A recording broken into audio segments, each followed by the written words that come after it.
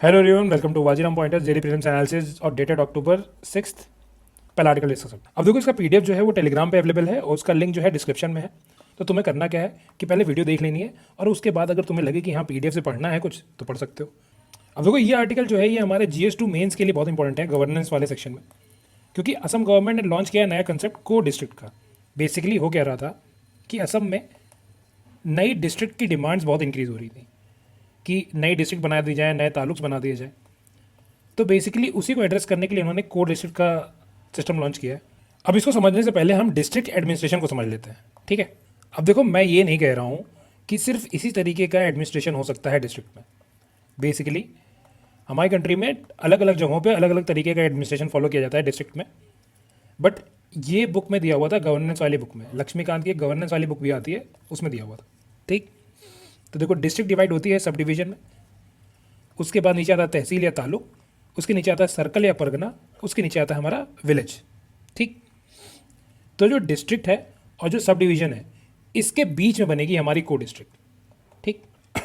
अब असम गवर्नमेंट के हिसाब से इसके बेनिफिट्स क्या हैं कि ये क्या करेगा, गवर्नेंस को डिसेंट्रलाइज कर देगा। तो हमें जब भी एग्जाम्पल देना है GS2 में गवर्नेंस का, वहाँ पे हम इसे मेंशन कर सकते हैं। दो प्रॉब्लम्स इसके साथ क्या क्या है कि जो कोड डिस्ट्रिक्ट पे हमारा जो ऑफिसर रहेगा वो रहेगा असिस्टेंट डिस्ट्रिक्ट कमिश्नर, ठीक। अब देखो, जो हमारा डिस्ट्रिक्ट लेवल पे कौन ऑफिसर होता है जो हम बनना चाहते हैं, डिस्ट्रिक्ट मजिस्ट्रेट बुलाते हैं या फिर डिस्ट्रिक्ट कलेक्टर बुलाते हैं या फिर इसे डिस्ट्रिक्ट कमिश्नर ही बुलाते हैं। जैसे कि हरियाणा या पंजाब में इसे डिस्ट्रिक्ट कमिश्नर बुलाते हैं, तो नाम बहुत अलग अलग हैं, ठीक। वैसे ही इन्हीं को असिस्ट करने के लिए हमारे होते हैं असिस्टेंट डिप्टी कमिश्नर। अब उनको बेसिकली हम यहाँ पे कर देंगे और इनको हम क्या कर रहे हैं, पावर भी दे रहे हैं। बट ओवर राइडिंग पावर किसके पास रहेगी, हमारा जो डिस्ट्रिक्ट कलेक्टर रहेगा उसके पास। बट एक तरीके का पावर टसल हो सकता है दोनों के बीच में और एडमिनिस्ट्रेटिव लेकुना बढ़ सकता है। ये इसके शॉर्टकमिंग्स हो गए, लेकिन जैसा क्वेश्चन आएगा उसके हिसाब से मेंशन करना है। ये डायरेक्ट मैप से डिस्कस करते हैं। तो ये है हमारी लेक कीवू। अब ये न्यूज़ में क्यों है, क्योंकि यहाँ पे एक बोट कैप्साइज हो गई है और 78 लोगों की डेथ हो गई। तो कौन कौन सी कंट्रीज़ के बीच में ये है, पहले देखो, ये रवांडा है और ये DRC है, इनके बीच में ये लाई करती है। अब तुम्हें एक लेक ये दिख रही होगी, इस लेक का क्या नाम है, लेक एडवर्ड। ऊपर वाली लेक कौन सी है, इसका नाम है लेक एल्बर्ट। ये लेक विक्टोरिया है, ये मैंने ऑलरेडी पढ़ा रखा है। और ये लेक तंगानिका है, ये भी मैंने पढ़ा रखा है पहले ही। और एक चीज़ इंपॉर्टेंट यहाँ ये भी नोटिस करने वाली है कि देखो, एक साइड क्या है हमारा, एक साइड पूरा DRC है, ये पूरा इस तरफ, और इस तरफ देखो कंट्रीज चेंज हो रही है। पहले नीचे क्या है, तंजानिया है, तंगानिका लेक जो यहाँ पे थी, फिर देखो बुरुंडी है, फिर रवांडा, उगांडा। इन्हीं से बॉर्डर बना रही हैं जो भी लेक्स हैं। एक साइड तो DRC है, उसके बाद इधर कंट्रीज चेंज होती जा रही है, तो ये ध्यान देना। अब देखो, लेक कीवू जो है ये पार्ट है एल्बर्टाइन रिफ्ट की, जो कि वेस्टर्न ब्रांच है किसका, ईस्ट अफ्रीकन रिफ्ट का। ये ऑलरेडी मैं तुम्हें पढ़ा रखा हूँ वाजीराम पॉइंटर्स में ही, ठीक है। ऑल्सो एक चीज़ इंपॉर्टेंट देखनी है इसमें कि इस पर एक आइलैंड लाई करता है, इनलेट आइलैंड है जिसका नाम है इटजीवी आइलैंड, ठीक है, ये याद रखना। ये देखो, एक मैप से डिस्कस करते हैं। अब देखो, कैलाश मानसरोवर यात्रा के लिए दो प्रोमिनेंट रूट्स हैं जो कि मिनिस्ट्री ऑफ एक्सटर्नल अफेयर्स जो है अलाउ करती है। पहला तो ये इधर है हमारा लिपू लेक पास वाला, जो उत्तराखंड से होकर निकलता है, और दूसरा हमारा सिक्किम जो में जो नाथुला पास है वहाँ से होकर गुजरता है माउंट कैलाश के लिए। अब माउंट कैलाश तुम्हें याद रखना है कि ये ट्रांस हिमालय का पार्ट है, जिसका पार्ट हमारे लिए कौन कौन सी है, जैसे K, L और Z। काराकोरम, लद्दाख और जास्कर भी ट्रांस हिमालय का ही पार्ट होते हैं, ठीक है। दो और भी रूट्स हैं जो नेपाल के थ्रू होके निकलते हैं, ठीक। बट मोस्ट प्रिफर्ड जो थे ये हमारे एंशियंट रूट्स भी हैं ना। लोग पहले नाथुला और इधर जो लिपू लेक पास है इसी को प्रेफर करते थे। तो अब क्या हुआ है, लिपू लेक पास जो है ये खुल गया है फिर से, ठीक है।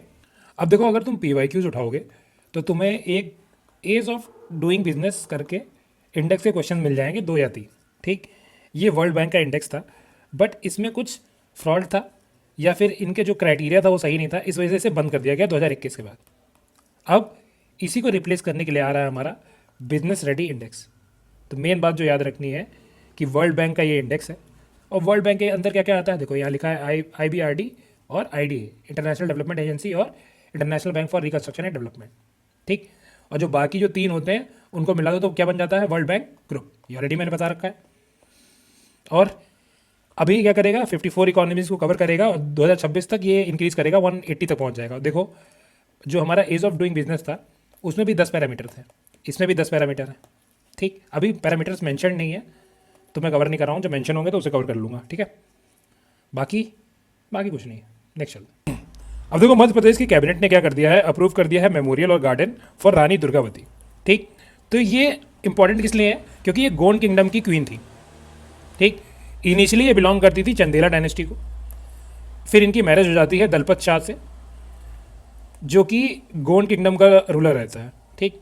बट इनकी डेथ हो जाती है, तो इनका जो बेटा होता है वीर नारायण, वो भी छोटा होता है, तो पॉलिटिकल पावर आ जाती है इनके पास। अब इसमें टर्म दिया हुआ है गढ़कटंगा, ये बेसिकली इंपॉर्टेंट इसलिए है क्योंकि ये एनसीईआरटी में दिया हुआ है, ठीक। तो समझ लो कि जितने भी गोंड ट्राइब्स थी, ये हो गया हमारा मान लो एमपी के ईस्टर्न साइड पे और इधर छत्तीसगढ़ है, वहाँ पे जितनी भी गोंड ट्राइब्स थी वो पॉलिटिकली यूनिफाई हो जाती हैं, तो जो किंगडम बनता है उसको बोलते हैं गढ़कटंगा। अब देखो जब ये रूल कर रही होती हैं तो जो एमपी रहता है वहाँ पे एक और रूलर रहता है हमारा मालवा का, जिसका नाम था बस बहादुर। लेकिन बस बहादुर को अकबर क्या करता है, इसको हटा देता है बस बहादुर को। तो इनकी जो फाइट हुई थी वो बस बहादुर से भी होती है, लेकिन बस बहादुर को ये टैकल कर जाती हैं। फिर क्या करता है अकबर, भेजता है यहाँ पे इनको, भेजता है असफ जहाँ को, अब वो क्या करता है इनको डिफीट कर देता है, तो ये खुद ही मर जाती हैं। अब देखो इनकी इंपॉर्टेंस क्या है हमारे लिए, कि जब भी हमें वुमेन का एग्जाम्पल देना है या फिर मेंशन करना है कि कैसे एशियंट और मेडिवल हिस्ट्री में वुमेन ने रोल प्ले किया, वहाँ पे हम इन्हें एज एन एग्जाम्पल कोट कर सकते हैं। अब देखो वर्ल्ड हेल्थ ऑर्गेनाइजेशन ने डेंगू और other Aedes borne arbovirus को, अब आर्बो वायरस कौन से वायरस होते हैं, जो बेसिकली टिक्स के काटने से फैलते हैं, सैंड फ्लाई से काटने से फैलते हैं, या फिर मस्कीटो के काटने से फैलते हैं। ये मैंने ऑलरेडी पहले बता रखा है डिटेल में। तो हमें इस आर्टिकल में इतना याद रखना है कि वर्ल्ड हेल्थ ऑर्गेनाइजेशन ने एक global strategic preparedness readiness response plan बनाया है टू टैकल डेंगू और इनको, ठीक है।